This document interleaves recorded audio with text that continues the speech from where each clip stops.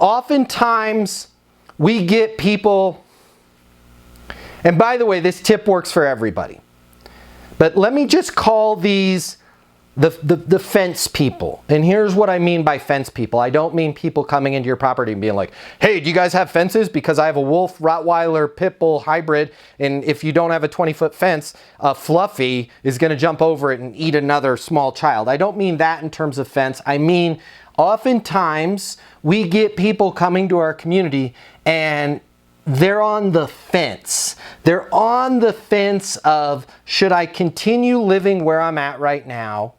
Should I look for other places, or should I move here, right? We hear that all the time. Well, I'm not even sure, Kurt, if I want to move, right? Kurt, have you heard that before? I just wanted to look around and see what's out there. I'm not even sure. You've heard that, correct? Of course, yes. Yeah, hear it all the time, okay? Oftentimes, and usually, first of all, and I'm not saying anything bad about our prospects, okay? But this is Matt Easton, this is Leasing University. I want to be crystal clear with you. That person, I don't want to say they're lying to you, but they're not being fully transparent and honest. And here's what I mean by that. Moving is the most scary life event by survey, okay? Moving is stressful. Moving's not fun. Nobody likes moving, okay? Nobody in the world is like, man, Kurt is not like, I love where I live. This is great. All of my friends live here. I got a job promotion because I lived here, because the CEO of the company, I saw him in the parking lot and he gave me $725,000 a year. Not only is this the best place to live, I'm now a multimillionaire by living here. I love this place. Oh, leases come and due. I think I'll go call some other apartment communities. Anybody who somewhat enjoys where they're living is going to continue to live there. There's a reason why they called you.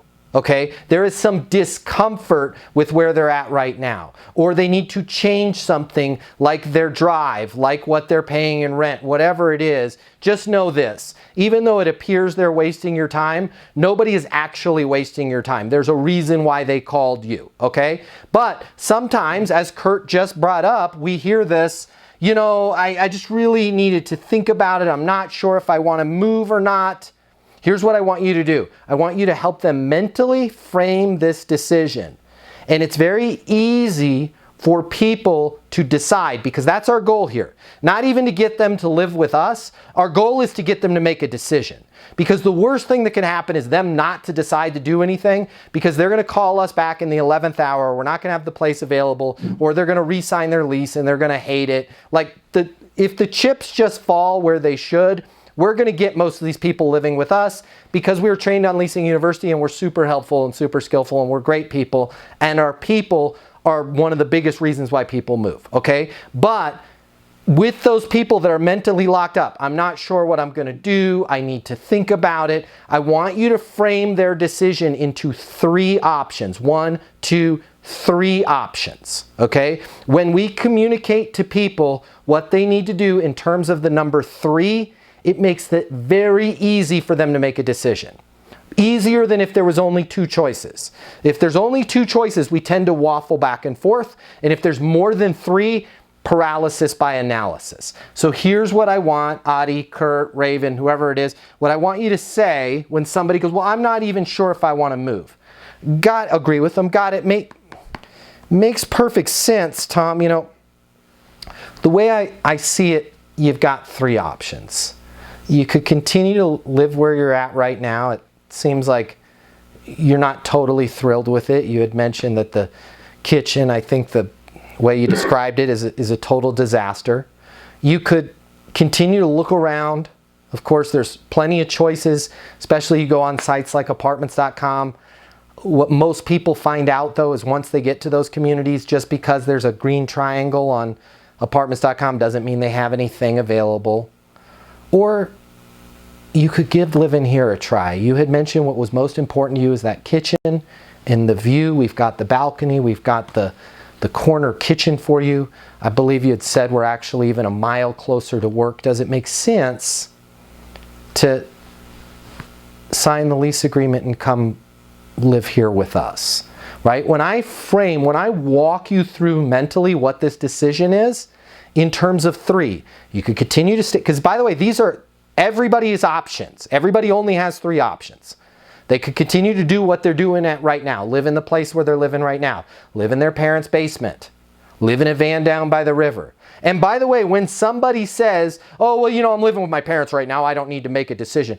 Got it. It makes perfect sense. The way I see it, you got 3 options. You can continue to be in mom and dad's basement, have no privacy, and have them all up in your business every single day. You could continue to set up tours, call apartment communities, find out how expensive everything is and nothing's available, and to be honest, it's exhausting.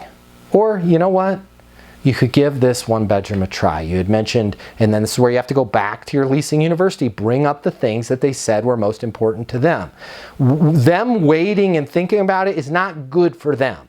Okay, there's like 824 decisions that you need to make when you move. Literally, there's like 824 decisions that you need to make when you're moving. 823 of the 824 are made after you decide where you're going to live. Because until I know what I'm doing, where I'm going to live, and what date I'm going to move in, I can't figure out, should I bring my waterbed or not bring my waterbed? Whose truck am I going to borrow to move my stuff? Am I going to hire a moving company? Am I going to pay for Wi-Fi or not pay for Wi-Fi? Do they have Wi-Fi? Right? Do I get a membership at a gym or use the fitness center at that community? Should I sell my car and just walk to work? If I live close enough to work, I could do that. If I don't, I need a car. Look at all the stuff you can unburden them with if you just get them to make a decision. And a great way to get somebody to decide is you've got 3 options. You could continue doing what you're doing right now, sharing the basement with your creepy Uncle Ken.